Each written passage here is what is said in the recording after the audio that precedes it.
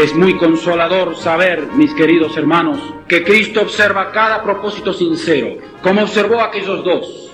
Aquellos querían saber más de Cristo. Se preguntaban entre ellos mismos qué había pasado y trataban de buscar una respuesta. La respuesta les vino del único que conocía todo, del gran protagonista de aquellos hechos, del mismo Señor. A esta hora, la Iglesia Metodista Independiente se reúne para presentar su programa En Espíritu y Verdad. Dios es Espíritu, y los que le adoran en espíritu y verdad es necesario que le adoren. Bienvenidos al programa de hoy. Dos de los suyos caminan con gran tristeza. Van camino a la aldea que está en Emaús. Un forastero a su lado con ellos camina. ¿Qué pláticas son las vuestras? ¿Por qué estáis tristes? Les preguntó. Pero no conocieron que era el Señor. Quédate, no te vayas en esta hora, ven a posar. Quédate, forastero, mi pecho arde escuchando tu hablar. Entra en mi aposento, si solo y vacío se encuentra hoy. Llénalo con tu presencia. Bendito Señor.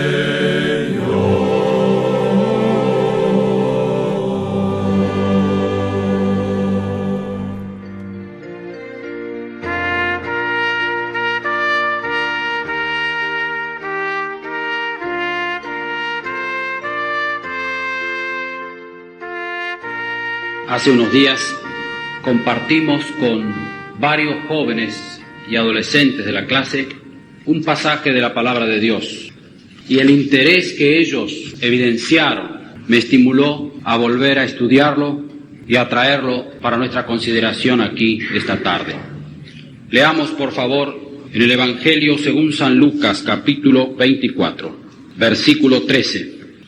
Y he aquí, dos de ellos iban el mismo día a una aldea llamada Emaús, que estaba a 60 estadios de Jerusalén, e iban hablando entre sí de todas aquellas cosas que habían acontecido.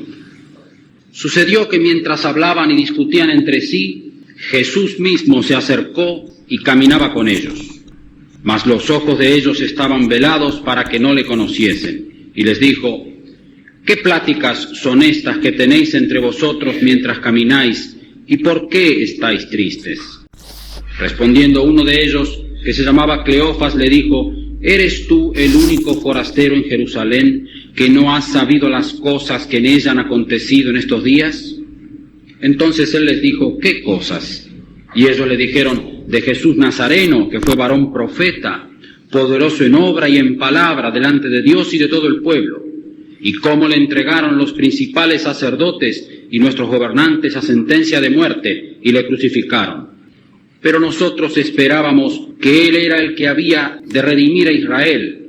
Y ahora, además de todo esto, hoy es ya el tercer día que esto ha acontecido. Aunque también nos han asombrado unas mujeres de entre nosotros, las que antes del día fueron al sepulcro, y como no hallaron su cuerpo, vinieron diciendo que también habían visto visión de ángeles, quienes dijeron que Él vive. Y fueron algunos de los nuestros al sepulcro, y hallaron así como las mujeres habían dicho, pero a Él no le vieron.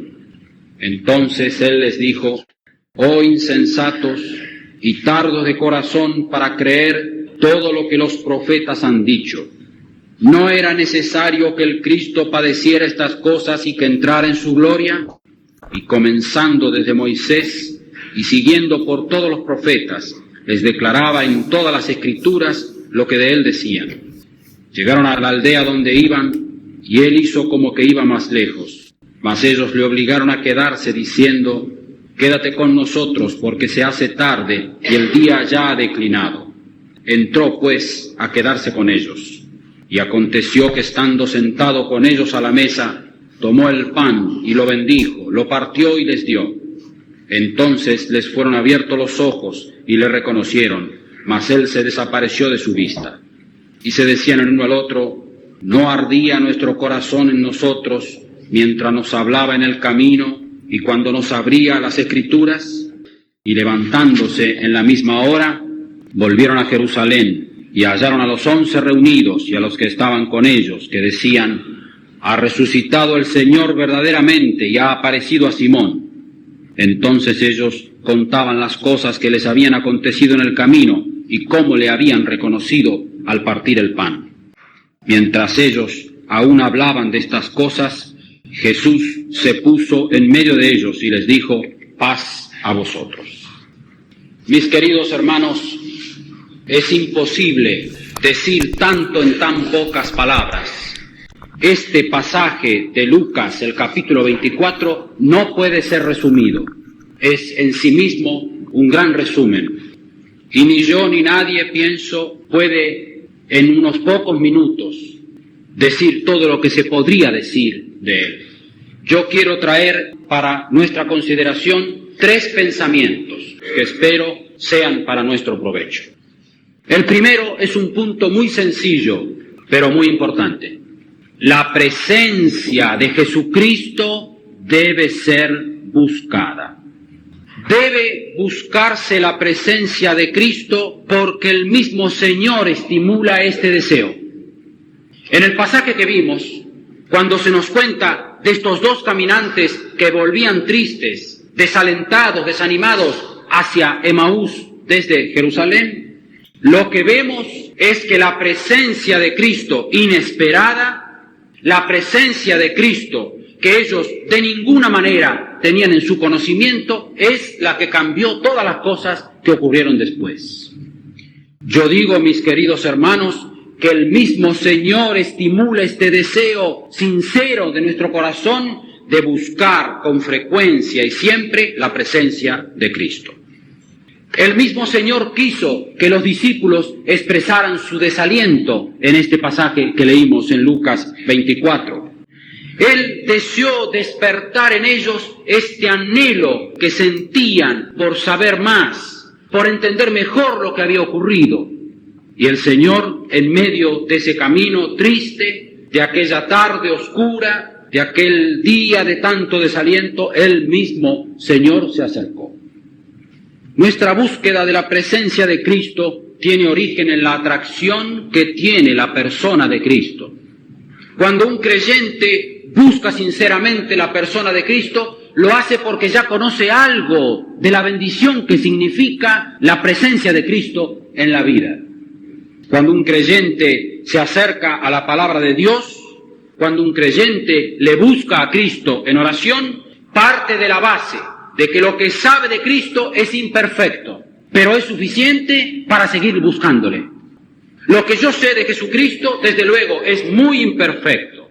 No es ni apenas la mitad de lo que debería saber, pero sé lo suficiente de Cristo para desear conocerle más y para desear la presencia de Él en mi vida.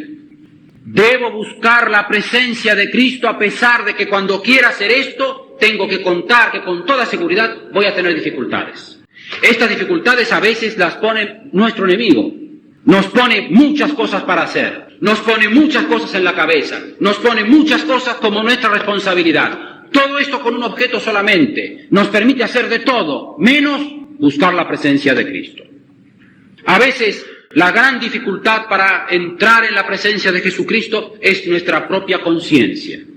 Nuestra propia conciencia puede estar turbada con pecados presentes. Y en este caso, desde luego, la enseñanza ciertísima de la palabra de Dios solo nos puede conducir a la confesión y al arrepentimiento. Si este es nuestro problema, y lo es, por lo menos en mi vida, con bastante frecuencia, entonces esto sí perturba la presencia de Cristo en mi vida. Lo que perturba no es que Él deje de estar en mi corazón, allí está para siempre. En el corazón de un creyente, Jesucristo ha venido a morar y ahí se va a quedar para siempre. Pero sí perturba el goce de la presencia de Jesucristo. Y digo, mis queridos hermanos, que con bastante frecuencia los pecados presentes, un pecado aceptado o abrigado en el corazón, esto perturba la presencia de Jesucristo. Y en este caso, nuestra obligación, el remedio que da la palabra de Dios, es la confesión del pecado a Él y el arrepentimiento. Otras veces lo que perturba la presencia de Jesucristo es el recuerdo de pecados pasados que nos hacen acordar con mucha frecuencia de nuestra indignidad. Yo sé que es bueno tener concepto claro de la indignidad en el caso de un creyente, pero tengamos presente que esto puede ser una trampa del enemigo para que no sepamos gozar de la presencia de Cristo. A veces Él está de nosotros mucho más cerca de lo que pensamos, está mucho más próximo, como lo estaba en el caso de estos caminantes que iban tan tristes, agobiados, desalentados, y el mismo Señor se juntó con ellos. Yo digo entonces, mis queridos hermanos, que nuestra conciencia a veces nos acusa de pecados pasados. La respuesta que da la palabra de Dios es que Dios, aquellos pecados nuestros, los ha echado a sus espaldas, ya no los ve más. La obra de Jesucristo para siempre terminó con esto. Si hemos recibido a Jesucristo en el corazón, esto no debe ser un problema y no nos debe afectar para acercarnos, para gozar de la presencia de Jesucristo. Nuestros fracasos anteriores buscando la presencia de Cristo pueden ser un problema en cuanto a esto. Pero yo creo que este pasaje, mis queridos hermanos, viene esta tarde con fuerza para nosotros, para mostrarnos que el Señor quiere gozar, Él mismo quiere tener el placer de compartir nuestra propia vida, nuestra vida aquí sobre la tierra. Otras veces lo que nos impide apreciar la presencia de Cristo, gozar de la presencia de Jesucristo, es nuestra propia natural incapacidad para entender a Dios, para entender los caminos de Dios, para entender los medios por los cuales Dios nos trata.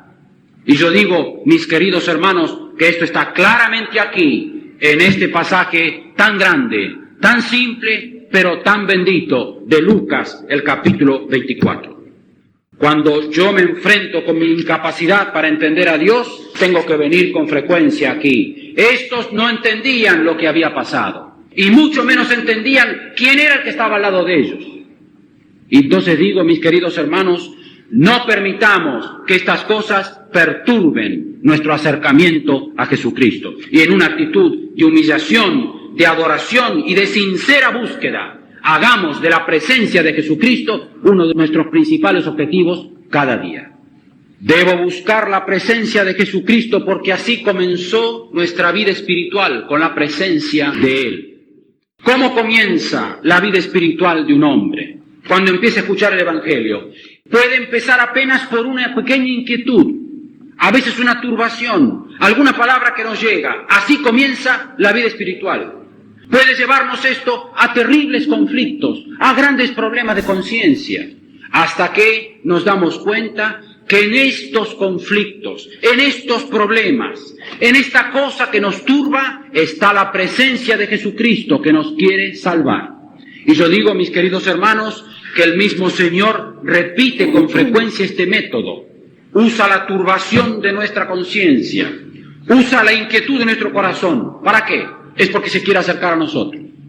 Por eso es. Y yo digo, entonces, mi querido hermano y hermana que estás aquí, toda nuestra vida espiritual se originó en que Cristo vino a nosotros. Él tomó la iniciativa y utilizó diversos medios, no siempre iguales en la experiencia de muchos hombres. Junto con la predicación del Evangelio, a veces vienen pruebas, a veces vienen problemas de conciencia, a veces vienen conflictos, y a veces para algunos llega el gran conflicto entre obedecer a Dios u obedecer a otro, hasta que Cristo le llama, y entonces el hombre le recibe feliz, le recibe en el corazón. Yo digo, mis queridos hermanos, que tenemos que buscar a Cristo así de la misma manera que le hemos buscado el día que nos salvó. Tenemos que buscar la presencia de Cristo porque el mismo Señor la desea. Allí en Apocalipsis capítulo 3, yo con frecuencia cito este capítulo, está la carta a la iglesia en la Odisea. Allí hay una gran palabra consoladora de Jesucristo. Y quiero resumir lo que Él dice allí. A mi manera de ver, lo que Cristo dice es esto: que Él busca la presencia de los hombres tibios, de los hombres flacos, de los débiles como nosotros. Lo que podemos ver allí, en esa expresión de Apocalipsis 3:20, cuando el Señor dice: he aquí yo estoy a la puerta y llamo. Lo que podemos ver allí es que Cristo quiere entrar al corazón de uno de estos hombres fríos, tibios, para los cuales quizá la vida cristiana no tiene ningún mérito, no tiene ningún valor, no tiene nada más que una idea así de pesadez, una vida mediocre y triste. A este hombre Cristo le quiere acompañar. Si nosotros en esta tarde nos sentimos así, entonces para nosotros Cristo tiene algo para decirnos. Y lo que tiene para decirnos es lo que hizo con aquellos caminantes de los cuales hemos leído. Digo entonces, mis queridos hermanos, que de este pasaje el primer pensamiento que quiero subrayar es este: debemos buscar la presencia de Jesucristo. Mi segundo punto también lo extraigo de aquí. Es tan sencillo como el primero. Tengo que experimentar en mi propia vida que la palabra de Dios tiene poder. Repito, tengo que experimentar en mi propia vida que la palabra de Dios tiene poder. En este libro, en todo este libro, lo que podemos encontrar es una fotografía del ser humano. Este libro revela a Dios, pero ciertamente no hay ningún hombre ni ninguna mujer cuya fotografía, cuya radiografía no esté aquí. Esta es una de las razones por las cuales tenemos que venir a la Biblia, porque toda nuestra experiencia sobre la tierra está narrada aquí. Aquí está expresada la progresión en el mal, y aquí en este libro está también revelada la progresión en el camino de la santidad. Las dos cosas y todo lo que hay en el medio, todo esto está en este libro. Esta es una de las razones por las cuales tenemos que venir a la palabra de Dios. En el relato que hemos leído, hemos visto que la intención de Cristo al acercarse a estos caminantes no fue revelárseles de inmediato. Por la forma en que está relatado el pasaje, por la forma que la Escritura usa, no había solamente ignorancia en ellos o falta de lucidez en sus ojos para ver a Cristo. Estaba determinado por Él mismo que no le conocieran de inmediato. Y uno puede preguntarse, ¿por qué el Señor no terminó de una vez con aquella pesadumbre, con aquel dolor, con aquella tristeza? ¿Por qué les dejó andar largo rato tristes? Porque Él tenía un propósito importantísimo. A mí me parece que una de las intenciones de Cristo era que Él quería dar un fundamento sólido a la fe de toda la iglesia, no solamente de aquellos dos. Empezó con aquellos dos y siguió a través de las edades por toda la iglesia. ¿Por qué? Porque como Él iba a dejar al mundo, como Él se iba a ir de su presencia, lo que quiso fue que el fundamento de la fe del creyente fuera la palabra de Dios. Y pensando seguramente en los siglos que vendrían, y pensando seguramente aún en nosotros que estamos aquí, es que Cristo en aquel momento, en lugar de revelarse Él mismo y mostrar que era el Señor resucitado de inmediato, como hizo después, prefirió otra cosa. Anduvo con estos en el camino, abriendo las Escrituras para ellos. ¿Cómo debo enfrentar entonces mi lectura de la palabra de Dios? Quisiera ser práctico en este punto. Quisiera sacar algunas reflexiones simples, pero claras, de lo que a mi juicio es lo que Cristo quiso hacer aquella tarde. Ciertamente lo que puedo decir es tan pobre, pero lo voy a expresar. Tengo que venir a la palabra de Dios no para buscar información, sino para formar mi carácter. ¿Entendemos, hermanos? ¿Qué hace el APEN con los chicos? ¿Qué hacen los maestros del APEN con los chicos? ¿Acaso le dan lecciones para entretener a los chicos? De ninguna manera. Para esto el APEN nunca se hubiera fundado. El APEN tiene que transmitir a los chicos la palabra de Dios. Y esto es lo que los va a formar hombres. Hombres para Dios. ¿Por qué? Porque esta palabra puede formar el carácter de un hombre y una mujer dignos de llevar el nombre de cristianos. Así que, mis queridos hermanos, lo que tenemos por delante como tarea, ¿qué es? Es ni más ni menos que lo que Cristo hizo aquel día. La verdadera formación espiritual de un creyente solo puede tener fundamento en la palabra de Dios.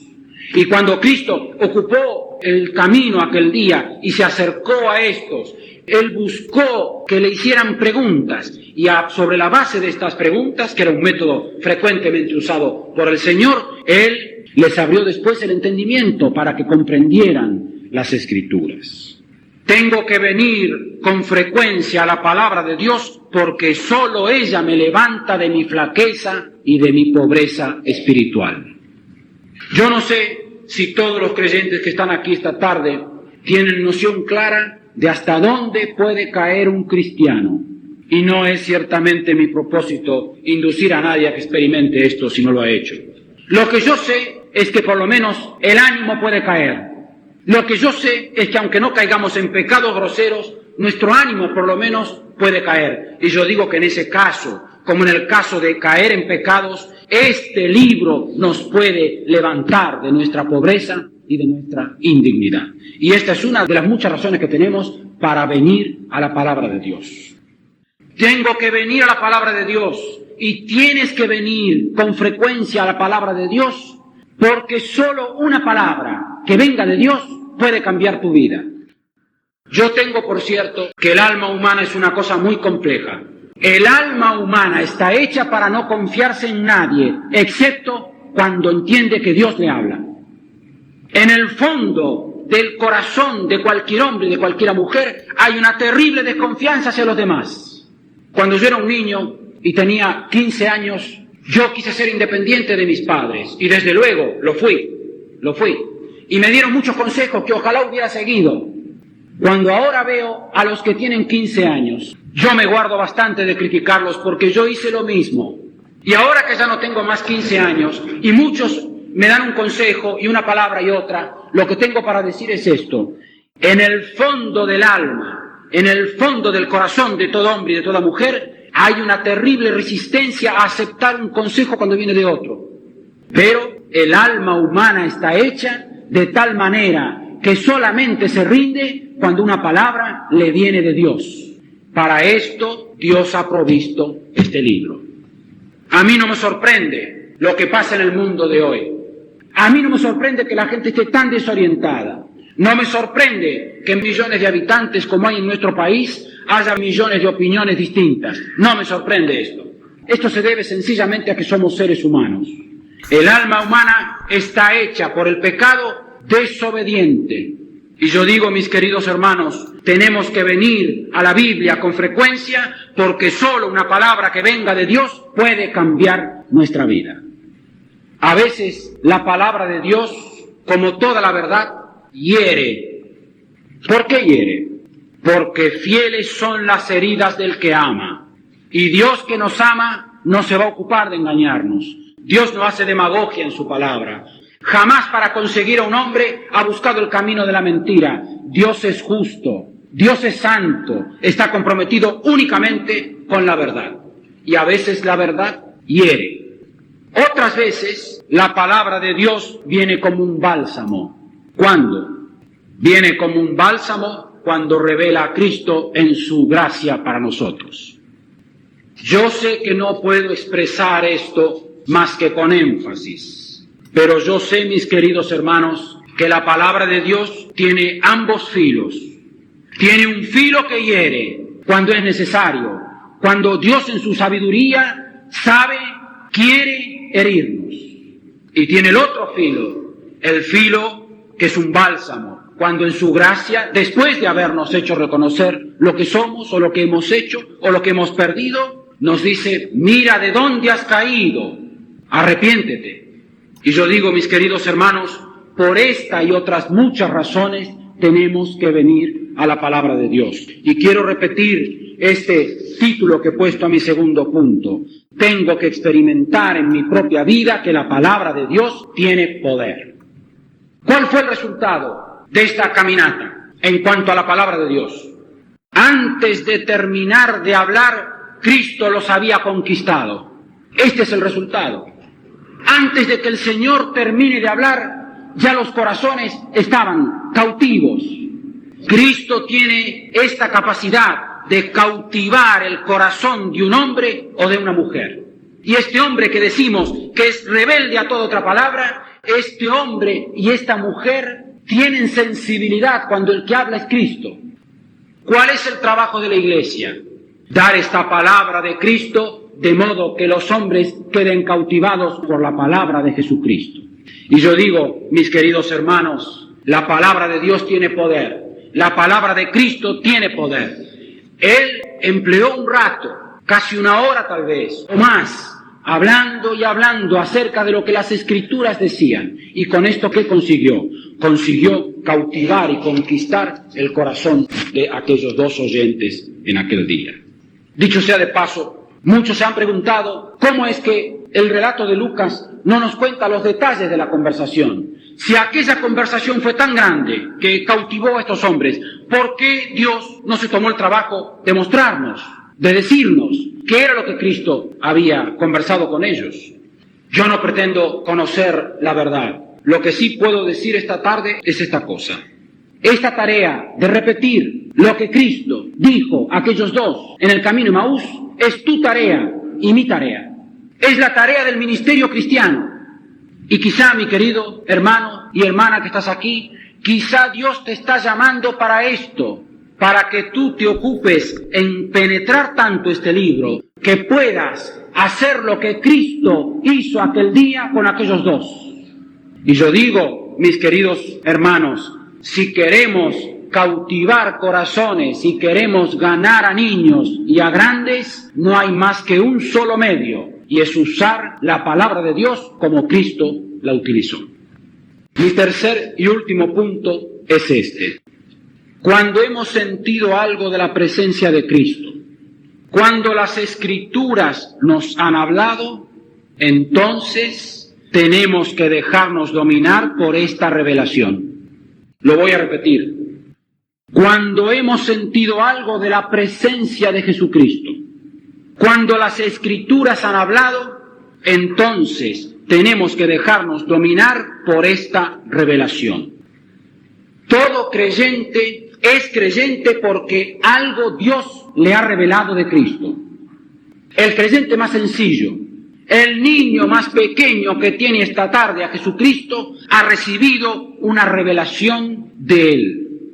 El creyente más experimentado aquí, el más desarrollado espiritualmente, ha recibido revelación de Cristo. Y digo, mis queridos hermanos, que nosotros a veces vivimos con respecto a esta revelación despreocupadamente, y en ese caso ponemos una barrera. Ponemos una barrera que casi podríamos definir como una rebeldía, y podría decirse tal vez de algunos de nosotros que en este sentido podemos ser rebeldes a la visión celestial, para usar la expresión del apóstol Pablo. Aunque sea poco lo que Dios me ha revelado de Jesucristo, aunque sea muy poco lo que yo sepa de Cristo por revelación, tengo que dejarme dominar por esta revelación. Esto me parece que es la otra enseñanza, la tercera que podemos sacar de este pasaje. ¿Qué pasó con aquellos? Cuando el Señor bendijo el pan y lo partió, enseguida le conocieron. Él se fue.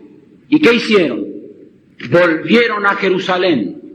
Antes le habían dicho al Señor, quédate con nosotros, no puedes estar en la calle, porque se ha hecho tarde, el día declinado. Con eso quizá querían aludir al peligro de estar en la calle, en aquella aldea, en ese momento tan tarde. O quizá le quisieron expresar algún otro temor.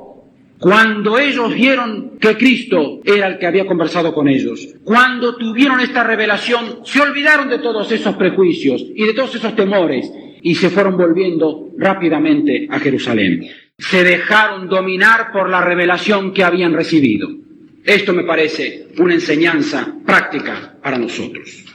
La revelación de Dios, cuando es recibida en el corazón, no se puede recibir sin compromiso.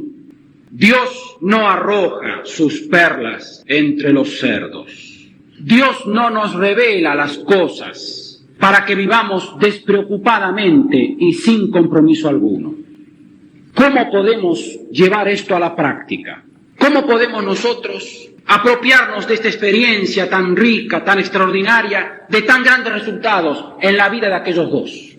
Tengo que dejarme dominar por lo que Dios me revela para dejar otras cosas y separar tiempo para Dios. Esto es lo que ellos hicieron. Había llegado el momento del descanso y bien pudieron haber dicho: comamos primero, descansemos después y mañana temprano volvemos a Jerusalén. Nada de esto hicieron. ¿Por qué? Porque aprendieron esta lección.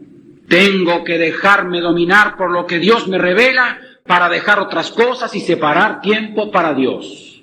Mi querido hermano, la vida se compone de tiempo. La vida se compone de horas y de minutos. Y mi gran responsabilidad frente a lo poco que Dios me ha revelado es que busque tiempo para dejarme dominar por esta revelación. Que busque tiempo para Dios. Tengo que dejarme dominar por lo que Dios me revela para buscar la comunión de los suyos. Otra vez pretendo que, como casi todo lo que estoy diciendo, esto está claro aquí. Lo estoy extrayendo de Lucas, el capítulo 24. ¿Qué hicieron? Se fueron enseguida a Jerusalén, no al templo. No fueron a los magistrados, ni siquiera a Pilato, a decirle que había cometido un desatino. Nada de esto. Fueron a juntarse con los que eran de Cristo. ¿Para qué tenemos que buscar la comunión de los creyentes? Para compartir lo que hemos recibido de Dios. Lo que hemos recibido como revelación tiene que ser compartido para que el corazón siga ardiendo. Cuando yo doy lo poco que tengo de lo que Dios me ha revelado y el otro que está al lado mío pone lo poco que tiene, Dios de lo poco hace mucho. Dios puede mucho con muy poco. No olvidaré nunca cómo una Biblia que se había perdido en la selva, en el norte argentino, había servido para que unos indígenas, sin ninguna otra instrucción, hubieran llegado a conocer a Cristo y a constituir una iglesia cristiana, con la sola palabra de Dios. Y yo pienso que nosotros somos deudores por lo poco que hemos recibido.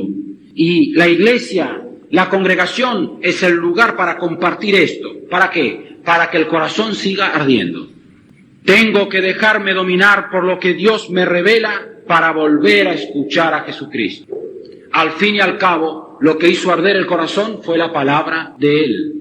Tenemos que dejarnos dominar por esta revelación que Dios nos hace de Cristo para volver a escuchar su voz. Tengo que dejarme dominar por lo que Dios me revela para conocer el propósito de Dios. ¿Qué hicieron cuando volvieron a Jerusalén? Se quedaron allí. No habían terminado de llegar ellos que enseguida también el mismo Señor se acercó y les dijo: paz a vosotros. Y si hubiéramos seguido leyendo, hubiéramos visto que luego, ya con la compañía más grande, eran muchos más que dos después allí, el Señor repitió otra vez todo el método anterior. Volvió a hablarles de las Escrituras. Volvió a poner esta semilla poderosa en su corazón. Porque recordemos que en la parábola está dicha: la simiente es la palabra de Dios. Lo que fructifica en el corazón tuyo y mío, y lo que puede fructificar en el corazón del hombre más duro, es la palabra de Dios. Y fue lo que Cristo hizo aquella tarde. De inmediato después, enseguida de esto, el Señor le dio la gran comisión, ir por todo el mundo y predicar el Evangelio. Hubo otras muchas cosas que el Señor tenía que hacer y decir con ellos, pero ya los había capacitado. Con darles la orden ya habían tenido su capacitación. Tenemos que dejarnos dominar por lo que Dios nos ha revelado para desarrollar nuestra vida espiritual. Y tenemos que dejarnos dominar por lo que Dios nos revela para aprender que todo esto solo es posible por el Espíritu de Dios. ¿Cómo se concreta entonces esto que estoy diciendo de que tengo que dejarme dominar por la revelación que Dios me hace? Se concreta en que el Espíritu de Dios, cuando me someto a Él, me va sugiriendo los ajustes que hacen falta en mi vida. Y este pensamiento tan sencillo y esta cosa tan simple de ajustes que hacen falta en mi vida, en mi carácter, en mi conducta, en mi proceder, no lo tengamos en poco porque es el gran camino que Dios, el Espíritu Santo, sigue para formar a un cristiano. Es muy consolador saber, mis queridos hermanos, que Cristo observa cada propósito sincero, como observó a aquellos dos. Aquellos querían saber más de Cristo. Se preguntaban entre ellos mismos qué había pasado y trataban de buscar una respuesta. La respuesta les vino del único que conocía todo, del gran protagonista de aquellos hechos, del mismo Señor. Y digo que es consolador saber que Cristo aprecia y observa cada propósito sincero nuestro, tengamos o no tengamos la habilidad para llevarlo adelante.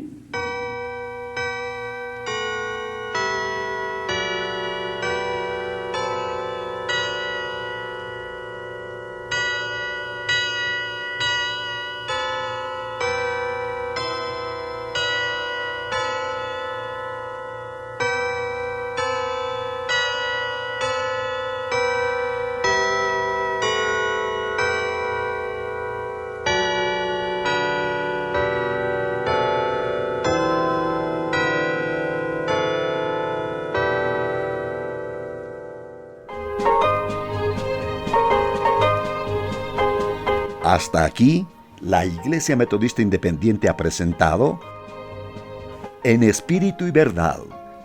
Dios es Espíritu, y los que le adoran, en espíritu y verdad es necesario que le adoren.